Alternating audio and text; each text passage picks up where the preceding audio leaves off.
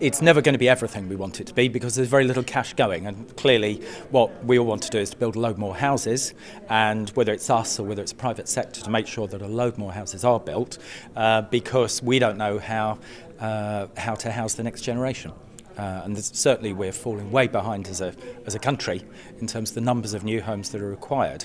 So it's not got near meeting that gap, and no government really seriously was going to be able to do that. What I think it did do was it set out for the first time a genuine attempt to provide a strategy for the country as a whole, I think.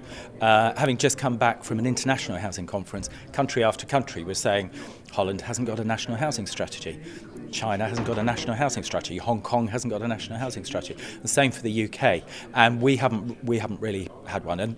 And that document, although it's called a housing strategy, it isn't a comprehensive housing strategy, but it's a good way towards it, I think. And the fact that the Prime Minister and Deputy Prime Minister launched it and are taking a real interest in housing and drawing the links between housing, the economy, the macroeconomic impact of housing, I think is a good thing.